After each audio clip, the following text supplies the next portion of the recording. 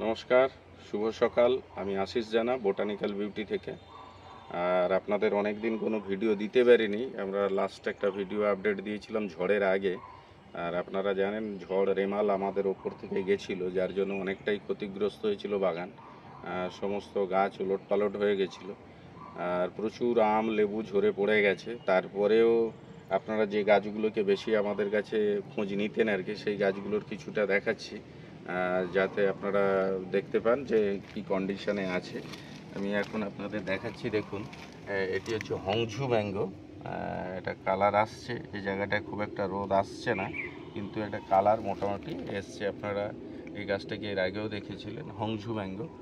আর এতে আরও কটা আম ছিল, কিন্তু সেগুলি সবই পড়ে গেছে। এখন এই দুটি আম আছে, কিন্তু একটা সুন্দর কালার এসছে। আমটা একটা রেডিশ আছে মাথার দিকটা, এবং পেছনটা সবুজ এখনও হয়ে আছে। তো এদের আমরা এর আগে খেয়ে দেখেছিলাম, খুবই সুন্দর। তো আমাদের এখানে আসার পরে দেখবো এর টেস্ট কেমন হয়। এরপরে আপনাদের আরেকটি আম দেখাচ্ছি। আসুন, এটি আছে মনকি ডাং। আমটাকে দেখতে পাচ্ছেন। ঝড়ের পরে যে আমগুলো এখনও পর্যন্ত, এবছর ওয়েদার তো ভীষণ খারাপ, তারপরেও বেশ কিছু আম আছে। এই পাশেও একটি আম আছে এখনও পর্যন্ত। এটি মনকি ডাং।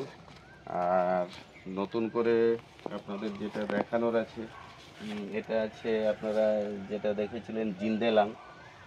এর আমাদের আর কিছু গাছ ছিল জিন্দেলাংয়ের, সবগুলি আমই পড়ে গেছে।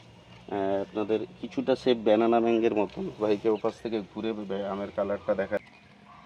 এটা জিন্দেলাং আছে, শেপটা বেশ কিছুটা ব্যানানা ম্যাঙ্গের মতন, কিন্তু বোঝাই যাচ্ছে এটা ব্যানানা ম্যাঙ্গো নয়। ব্যানানা ম্যাঙ্গের যে রেডটা আছে, একটা স্ট্রেট স্ট্রাইপ আছে, দেখবেন আমাদের ভিডিওতেই। তার জন্য প্রথমেই ব্যানানা ম্যাঙ্গোর গাছ এবং ফল সমেত কালারটা দেয়া হয়েছিল। তার কালার আর এর কালারের মধ্যে কিন্তু অনেকটাই তফাৎ আছে, এবং পাতাতেও বেশ তফাৎ আছে। এই আমটি কিন্তু জিন্দেলাং। আর আমরা এটা যে অবস্থায় খেয়েছিলাম সেটা কাঁচা ছিল, মানে ঝড়ের পরে পরেই সব আম পড়ে গেছিলো। তাতে আমরা কিন্তু পুরোপুরি মিষ্টি পাইনি, কাঁচা অবস্থা, হয়তো পাকলে মিষ্টি আসবে। এটা আমরা খেয়ে দেখেছি, তখন কিন্তু হালকা টক ছিল। আর আমার এই পাশে একটি আম দেখতে পাচ্ছেন, আমটা খুব সাইজও খুব বড়, কালারও আছে পুরোপুরি। দেখতে পাচ্ছেন, এটা চাম্পু ট্রিপ বলে আমাদের সংগ্রহে আছে। এই আমটিও আপনাদেরকে আগে দেখিয়েছিলাম। এটাও একটা বাইরের ভ্যারাইটিস, এবং আমটা খুব সুন্দর শেপ একটা আছে, কালারও খুব সুন্দর, ভালো। এটি কিন্তু চ্যাম্পু ট্রিপ মানে সংগ্রহ।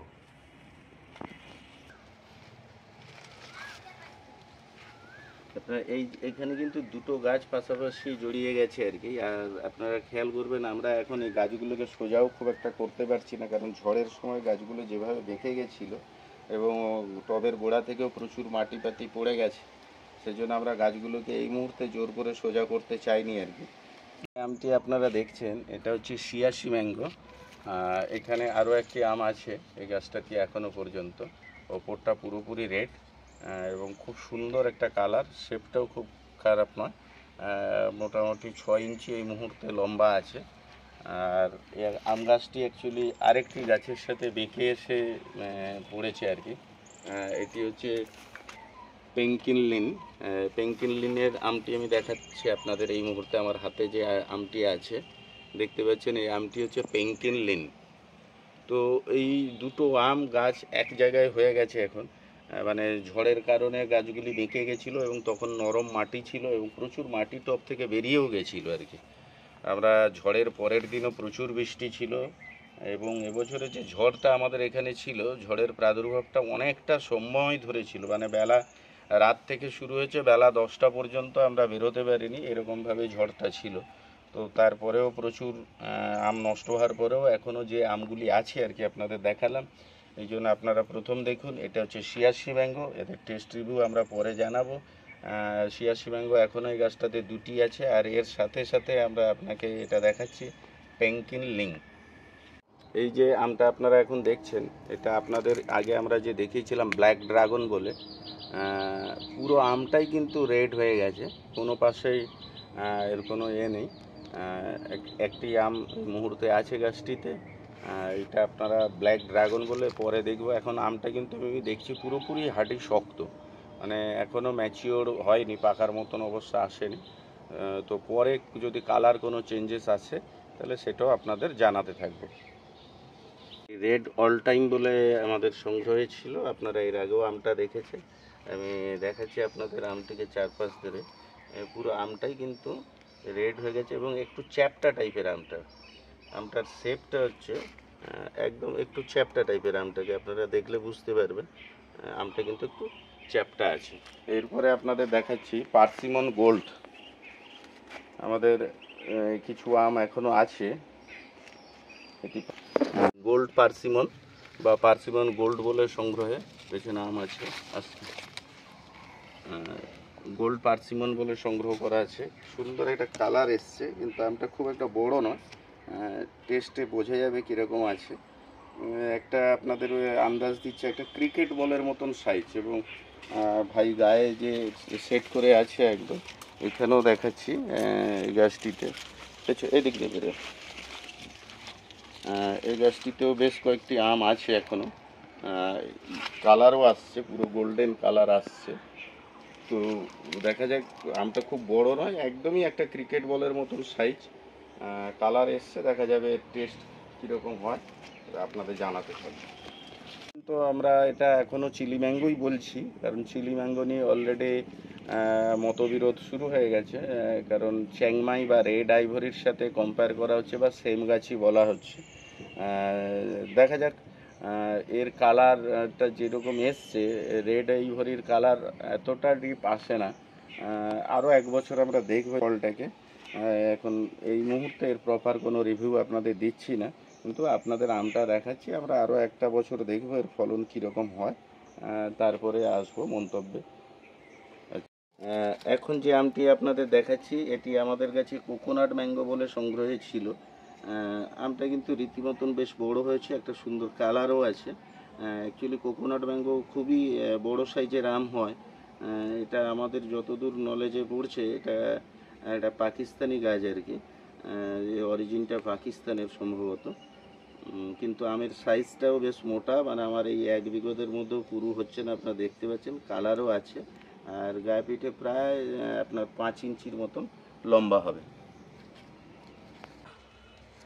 হোয়াইট ম্যাঙ্গো বলে সংগ্রহ করেছিলাম, আরেকটি আম আমাদের 2-3 দিন আগে গাছ থেকে পড়ে গেছে, আমরা দেখলাম ওর সেলফ লাইফটা কেমন। আমটি রাখা আছে, আমরা এন্ডে ওই আমটিকে কাটবো এবং ওর একটা টেস্ট নেওয়ার চেষ্টা করব। এইরকমই একটি আম, খুবই বড় নয় আমগুলি, একটা কালার এসছে, আপনাদের এটা আমরা একদম ভিডিওর এন্ডে দেখাচ্ছি। এটা সেই বিখ্যাত আম গুইফি বলে আমাদের কাছে সংগ্রহ আছে, আর ঝড়ের পরে এখনও পর্যন্ত গাছটিতে দুটি আম আপনাদের দেখাতে পাচ্ছি। অলরেডি দেখতে পাচ্ছেন এই আমটা বাড়ি খেয়ে এখানটা একটা কালো স্পট দাগ হয়েছে। প্রচণ্ড গরম, ঝড়ের পরে বর্ষার পরে এখন প্রচণ্ড আবার হিট ওয়েভ চলছে। দুটির কালার কিন্তু আমরা দেখতে পাচ্ছি, আমের সাইজটাও খুব সুন্দর এবং ভীষণ ভালো একটা রেডিশ কালার পুরো আমটি জুড়েই আছে। আর গুইফি তো আমরা অলরেডি জানি ভীষণ ভালো টেস্টি আম, তো আমরাও এরপরে আমগুলিকে টেস্ট রিভিউ দেব। এখন যে আমটি দেখেন আপনারা, এটি হলো ব্ল্যাক সুগার নামে আমাদের সংগ্রহে আছে। আপনাদের এর আগে দেখিয়েছি ব্ল্যাক ড্রাগন, আর এটি হচ্ছে ব্ল্যাক সুগার, এখনও পর্যন্ত আছে, পুরোটাই লাল কালার। আর দুটো আমের মধ্যে শেপেরও বেশ অনেকটা চেঞ্জেস আছে, বেশ কিছুটা। তো দেখা যাক পাকার পরে কীরকম দাঁড়ায় বা এর পরের দিকে আরও কালার কি আসে সেটা আপনাদের জানাবো। আপনাদের আমরা বাগানে যে আমটাকে প্রথম দেখালাম, যে হোয়াইট ম্যাঙ্গো বলে আর কি, তো আমরা বললাম যে আরেকটি আম আমরা অলরেডি 3-4 দিন আগে আমরা পেয়েছিলাম, সেইটি এই আমটি। তার আজকের আমরা এটা কাটিং করে দেখছি তার কী রকম টেস্টের অবস্থা আছে। তাহলে আপনারাও বুঝতে পারবেন। এই মুহূর্তে আমাদের বাগানের সহযোগী এবং এই এক দাদা আছেন। দাদা, আপনার নাম কি? মানস ভান্ডারী। ওনাকে নাম।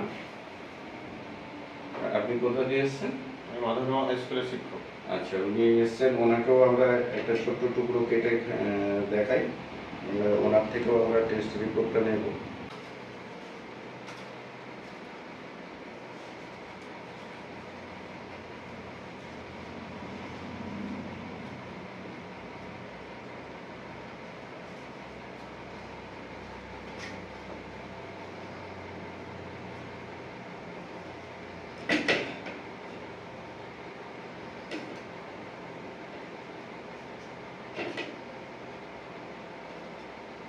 আমাদের মধ্যে একজন স্যার আছেন, অনেক স্যারকে দিচ্ছি। স্যার, দেখুন এটি খেয়ে কিরকম লাগছে।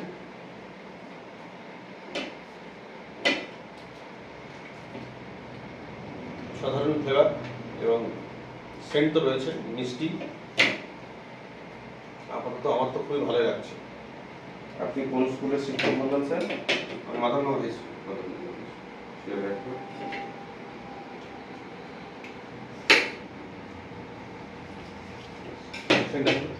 ফ্লেভারটা ভালো, মিষ্টি তো আছেই।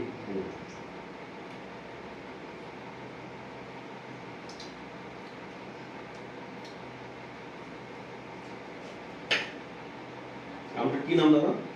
এটা আমরা সংগ্রহ করেছিলাম হোয়াইট ম্যাঙ্গো বলে।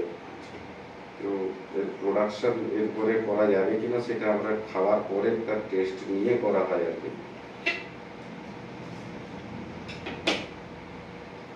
ভাই, আমটাকে কাছে নিয়ে এসে ছবিটা তুলুন, ঠিক কালারটা আপনারা দেখতে পাবেন। এবং আমের মধ্যে ফাইবার একদম নেই বললেই চলে, আর আটিটাও এরকম দেখা যাচ্ছে।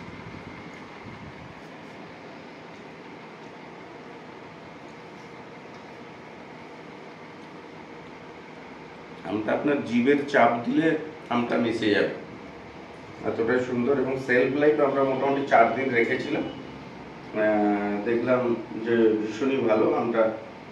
তো আমরা এর প্রোডাকশন অলরেডি চালু করছি। আপনারা চাইলে এটা আমাদের 2 মাস সময় দিতে হবে, তারপরে আপনারা এই আমের চারাগুলি আমাদের থেকে পেতে পারবেন। আর আপনারা সবাই জানেন আমাদের বোটানিক্যাল বিউটি নার্সারি, এটি দক্ষিণ 24 পরগনা কাকদ্বীপে অবস্থিত। যারা বাইরে থেকে আসবেন তারা আপনার শিয়ালদা সাউথ সেকশন থেকে নামখানা বা কাকদ্বীপ লোকাল ধরে কাকদ্বীপ স্টেশনে আসতে হবে। আর যারা বাই রুট ধরে আসবেন তারা ধর্মতলা থেকে প্রচুর বাস আছে, সে বাস জুড়ে আসতে পারেন। যেমন কাকদ্বীপ, নামখানা, পাথর প্রতিমা, গঙ্গাধরপুর, বকখালি রুটের যে সমস্ত বাস আছে সবই NH 117 ধরেই আসে এগুলি। একদম আমাদের এটা NH 117-র উপরে লট 8 নতুন রাস্তার মোড়। বা আপনারা আমাদের গুগল ডেসক্রিপশন বক্সে গিয়ে দেখতে পাবেন, ওখানে গুগল ম্যাপ দেওয়া আছে, ওখান থেকেও আপনারা আসতে পারেন। আর আমাদের অনলাইন ডেলিভারি আপনারা জানেন এই ঝড় আর এই গরমের জন্য আমাদের বন্ধ ছিল। আমরা আশা করছি খুব শীঘ্রই এটা আবার চালু করে দেবো আর কি।